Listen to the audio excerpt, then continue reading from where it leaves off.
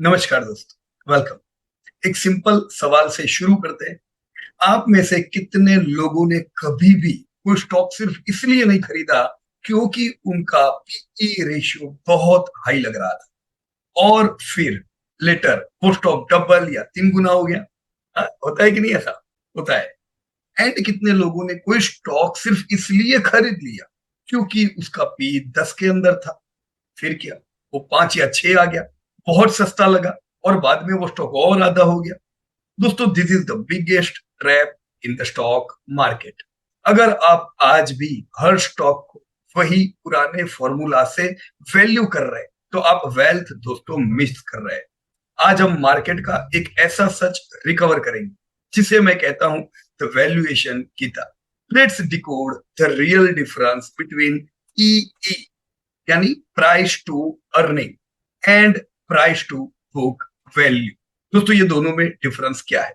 Market में किसी भी बिजनेस को समझने के लिए नंबर्स को छोड़ दीजिए। Let's use common sense.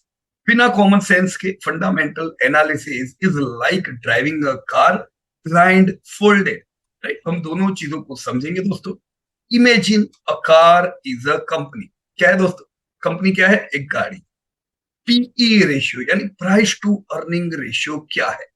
It is the engine. Yes दोस्तों, वो इंजन है आपकी गाड़ी का। ये बताता है आपकी गाड़ी में पावर कितना है, प्रॉफिट कितनी तेजी से बन रहा। आईटी, एफएमसीजी, फार्मा, ये सब बिजनेसेस के लिए बहुत ह्यूज निवेश की जरूरत नहीं होती। ये सब एसेट लाइट है, जहां फैक्ट्री नहीं, दिमाग और ब्रांड एसेट होता है। जहां इंजन सब कुछ है कि भाई वो कितना कमा के देता है। तो फिर पीबीवी यानी price to book value ratio क्या है? दोस्तों, इट इज द चेसिस जिसपे वो पूरी गाड़ी खड़ी है, गाड़ी का बेसिक ढांचा। अगर इंजन फेल हो जाए तो गाड़ी कबाड़ी में कितने की बिकेगी? बैंक, स्टील, रियल एस्टेट, ये एसेट हैवी बिजनेसेस है जहां लैंड, फैक्ट्री और लोन बुक मैटर करती है, जहां चेसिस सबसे ज्यादा इंपॉर्टेंट है। प्रॉब्लम तब आती है जब लोग मारुति कार का इंजन निकालकर ट्रैक्टर में फिट करने की कोशिश करते हैं। बराबर की नहीं? तो हम थोड़े डेंजर जोन देखेंगे। उससे साथ दोस्तों हम पैग रेशियो भी देख लेते हैं क्योंकि ये पी से रिलेट करता है। मैंने कई बार सुना है, लोग कहते हैं भी एक ऐसा रामबाण उपाय बताता हूं जो सब का बाप। पैग रेशियो ऐसा नहीं है, क्योंकि पैग रेशियो में पीई प्राइस टू अर्निंग के साथ हम ग्रोथ जोड़ देते हैं तो हमें बहुत बार ये अच्छा निर्देश देता है कि भाई ग्रोथ जितना है उससे ज्यादा अर्निंग है। पर कई बार दोस्तों जब अर्निंग नेगेटिव हो जाती, पी भी क्या हो जाता है? नेगेटिव हो जाता है। दोस्तों, आपका पैग रेशियो तो बिल्कुल नेगेटिव हो गया। जरूरी नहीं है कि हर चीज आप कोई एक रेशियो से जान पाओ। कई बार कोई एक बनआउट से ग्रोथ 100% आया है जो अगले क्वार्टर या पूरे साल नहीं आने वाला है, पर उसका पी 20 होता है, तो इन्वेस्टर क्या मान लेता है? पैग रेशियो एकदम फेवरेबल है क्योंकि ग्रोथ बहुत ज्यादा है, पी है ही नहीं। और क्या है ना, पी नहीं बढ़ेगा, ग्रोथ घटेगा। तो पैग रेशियो हो, पीई, पीबीवी हो, वैसे पैग रेशियो को पी के साथ मिलाते हैं। पर इन सब चीजों को किधर यूज करना दोस्तों, ये सबसे इंपॉर्टेंट बात है। तो हम लोग 3 डेंजर जोन पे आ जा रहे हैं। स्टॉक मार्केट में 3 तरह के डेंजरस लोग होते हैं। चेक कीजिए आप इनमें से कौन। Number 1, the PE only addict. कुछ लोगों ने सिर्फ पीई सीखा और वो लोग सिर्फ पीई पे बात करते, ये बस प्रॉफिट दिखता है। मार्केट टॉप पर टाटा स्टील का पी 4 दिखेगा क्योंकि इस बार उनके कमोडिटी के प्राइसेस कहीं कम थे, कंपनी ने जबरदस्त प्रॉफिट किया, तो पी खाली 4 मिलता है। बड़े निवेशकों को पता है कि भाई ये कमोडिटी की साइकिल है, ये साइक्लिकल सेक्टर है। आज प्रॉफिट जबरदस्त बढ़ा है रॉ मटेरियल के कम दाम की वजह से, कल ये प्रॉफिट ऐसे ही टूटेगा तो वो तुरंत बड़ा पी नहीं दे देंगे। और लोग क्या सोचते हैं, और यार खाली 4 का पी है, इनको लगता है वो सस्ता है, ले लो। बाद में साइकिल घूमती है और इनका पोर्टफोलियो 70% साफ, क्योंकि मैंने पूरा पैसा 4 के पी वाले स्टॉक पे लगा दिया था। होता है कि नहीं? नंबर 2, दोस्तों, the PBV only for purist, the so called deep value investors. दोस्तों, ये इन्वेस्टर्स अर्निंग नहीं देखते, ये खाली प्राइस टू बुक वैल्यू देखते हैं। इनको सिर्फ किताबी सस्ती चीजें पसंद है। दोस्तों, दशक पहले, 1.5 दशक पहले हम भी मीटिंग्स में जाते थे तो हमको लोग बताते थे, इन्वेस्टर ये कहते थे यार इस कंपनी के पास बहुत लैंड बुक है, ये ले लो। कुछ नहीं हुआ, 15 साल हो गए।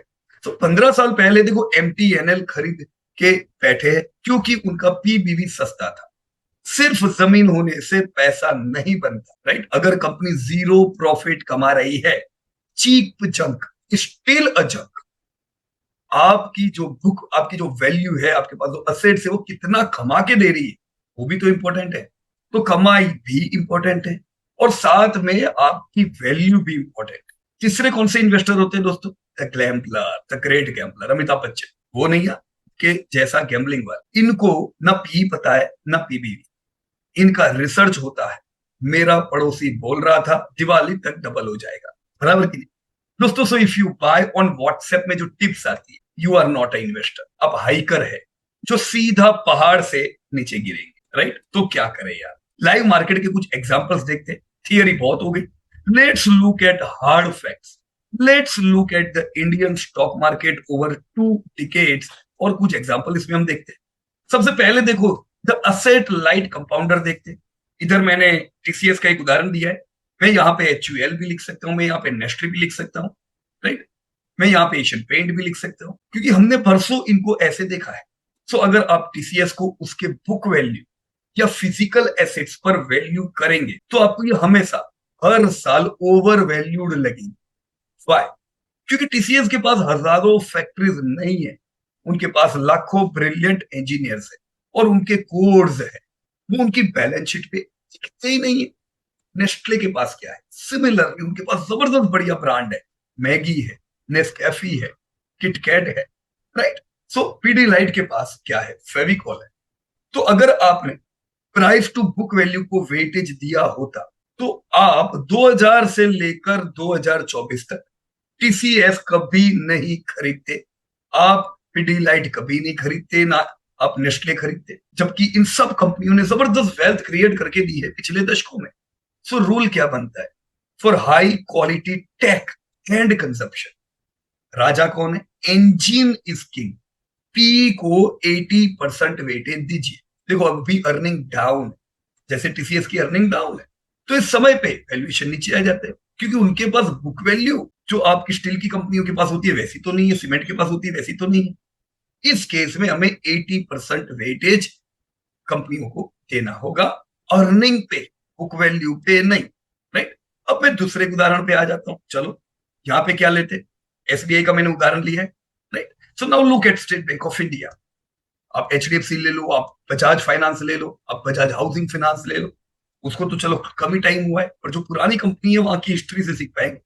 तो कुछ साल पहले जब NPA क्राइसिस था, सारे बैंक्स लॉस में थे, उनके PE रेशियो या तो नेगेटिव थे या 100 के ऊपर था। क्यों? क्योंकि एकदम बिल्कुल छोटी सी अर्निंग थी।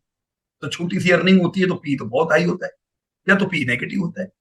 तो अगर आप PE ओनली इन्वेस्टर होते तो आप डर के मारे SBI बेच देते, कोई और ये तो बहुत महंगा है। बट स्मार्ट इन्वेस्टर ने क्या देखा? उन्होंने इंजन को इग्नोर किया और चेसिस को देखा, price to book value. SBI अपने बुक वैल्यू के आधे दाम पर मिल रहा था, क्लियरेंस सेल्स चल रही थी, और ऐसा भी नहीं है कि वो एक ही साल मिला, वो कंटिन्यू कई समय तक प्राइस टू बुक वैल्यू में हाईली फेवरेबल जगह पे था। क्यों? अर्निंग थी ही नहीं वो टाइम पे, तो वो वैल्यूज को कमा के नहीं दे रही थी, पर वो प्राइस टू बुक वैल्यू पे उसकी ब्रेक लगी हुई थी, उससे नीचे नहीं। फिर जैसे ही अर्निंग आई दोस्तों, आज हम उसको लाइफ टाइम आई पे देख रहे हैं। तो रूल क्या है? फॉर फाइनेंशियल्स, NBFC, बैंक्स, चाहे स्मॉल फाइनेंस हो, चाहे प्राइवेट बैंक हो, चाहे PSU bank, the loan book is the actual business. यहाँ chassis is king. Price to book value को 80% वेटेज दीजिए, 20% वेटेज अर्निंग को दीजिए, राइट? नहीं तो अर्निंग भी जब बहुत ज्यादा होगी तब भी गलतियां हो जाएगी, पर इधर अर्निंग से ज्यादा तो वेटेज किसको देना है? अपने को, प्राइस टू बुक वैल्यू। देखो और एक उदाहरण मैं बताता हूँ, रिसेंट उदाहरण है ये तो दोस्तों। COVID-19 में ब्लैक स्वान इवेंट आया था, ब्लैक स्वान इवेंट जिसमें सब कुछ तबाह हो जाता है। वंडरला में हम भी इन्वेस्टेड थे।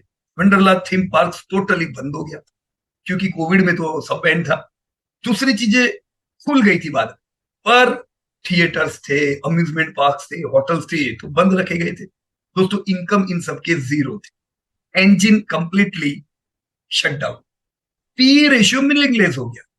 क्या कंपनी बेकार हो गई? नहीं, उनके पास दोस्तों बैंगलोर, कोची में प्राइम रियल एस्टेट और एक्सपेंसिव राइड्स थे। ये बुक वैल्यू ने स्टॉक प्राइस को एक सेफ्टी फ्लोर दिया। आप में से पुराने लोगों को अभी भी याद होगा, हम उस समय भी बुक वैल्यू की बात करते थे भी, यहाँ बुक वैल्यू देखो 1-2 लाख करीबन 80-90 जैसी थी। जिसने ये बात समझी उसने बॉटम पर खरीदा और आज अपने पैसे मल्टीप्लाई कर दिए, बराबर कि नहीं? So this is what we should see in different instances, right? तो मास्टर फॉर्मूला क्या है? Paste down. सो यहां से दोस्तों आपकी वैल्यूएशन की था your master formula. Take a picture of this slide. Growth, tech, FMCG में 80% weighted to PE. Value in उनके ब्रांड और दिमाग में। फाइनेंशियल्स, बैंक्स, एनबीएफसी में 80 उल्टा बिल्कुल उसका 80% weighted to price to book value. उनकी बुक ही उनका धंधा है। रियल एस्टेट और इंफ्रा में, जिसमें आपकी एलएनटी आती है, बीएल आती है, सॉरी बीएल नहीं आएगी, एलएनटी आती है, गोदरेज प्रॉपर्टी आती है, बराबर। 70% weighted to price to book value उनके लैंड बैंक में। मैन्युफैक्चरिंग 50-50, क्योंकि मैन्युफैक्चरिंग की कुछ कंपनियां दोनों रखती है, जैसे मारुति हुई, राइट? अर्निंग भी है, वैल्यूएशन भी, क्योंकि उनके कई प्लांट्स है। तो इंजन और चेसिस दोनों स्ट्रॉन्ग होने चाहिए, राइट? सो हमने कौन सी चीजें देखी? Growth, tech, FMCG, right? Financials, real estate and infra और मैन्युफैक्चरिंग। मैन्युफैक्चरिंग के केस में हम 50-50% लेंगे, 50% PE, 50% to book value, right? Real estate में क्या किया था? 72 बुक वैल्यू। देखो कल ही मैंने गोदरेज प्रॉपर्टी का आप लोगों के साथ वैल्यूएशन शेयर की है कि नहीं? अब उनके तो इनकम ही लेट आती है। लेट मतलब कब आती है समझो, आज उन्होंने एक प्रोजेक्ट लॉन्च किया, 1000 करोड़ का उनका टोटल ऑर्डर आ गए। 1000 करोड़ रुपए नहीं आए, पर पूरे प्रोजेक्ट की वैल्यू 1000 करोड़ है। उनकी बुकिंग हो गई, पैसे नहीं। तो एक हुई बुकिंग वैल्यू 1000 करोड़ की, दूसरा हुआ फिर पैसे आने लगे। 1000 करोड़ में से अभी इन्वेस्टर, जैसे 1 करोड़ का एक प्लॉट है, उसमें से 10 लाख रुपए उन्होंने एडवांस दिया है। तो ऐसे करोड़ रुपए या 10 करोड़ रुपए जो उनके पास आए, ये ही उनके पास पैसे आए। पर ये भी इनकम में नहीं आते। इनकम में तो तब आते जब 3 साल बाद, 4 साल बाद वो प्रोजेक्ट कंप्लीट हो जाएगा और उसकी चाबियां दे जाएगी कस्टमर को। उस समय ये इनकम में तब्दील होता है एज पर इंडियन एएस। तो अभी हमने देखा गोदरेज प्रॉपर्टी का कुछ प्रोजेक्ट कंप्लीट नहीं हुए हैं, तो उनकी तो इनकम नेगेटिव है, पर उसके सामने उनके ऑर्डर तो जबरदस्त आते जा रहे हैं। मतलब 3-4 साल की पाइपलाइन गोदरेज की जबरदस्त है।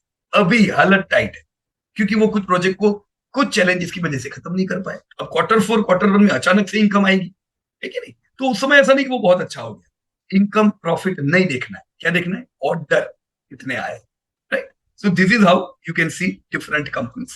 Now let us check, briefly summarize मैं करता हूं इसको। देखिए visual proof.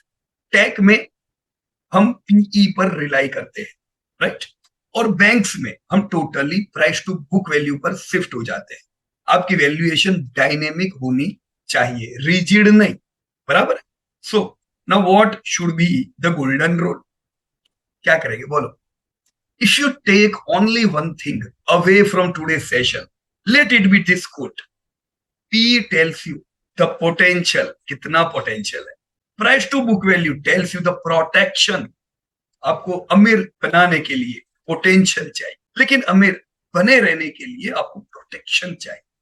Balance both according in to the sector and you will never buy a trap again, right friends? So stop guessing your fair values. अब time आ गया है अपने भारत समृद्धि या भारत अर्थ पोर्टफोलियो में इस सेक्टर स्पेसिफिक हाइब्रिड लॉजिक को apply करने का। So thank you so much. Let's open the floor for question. कौन सी कंपनी आपके पोर्टफोलियो में आपको कंफ्यूज करती है? Let's decode it right now. Comment में आप लिखते जाओ। अगर आपको कहीं क्वेरी है कि ये सेक्टर में क्या करने का, ये कंपनी में क्या करने का, we will check your companies and sector, right? So it was great discussion. Stay connected with Profit From It and learn. Thank you very much. Jai Hind.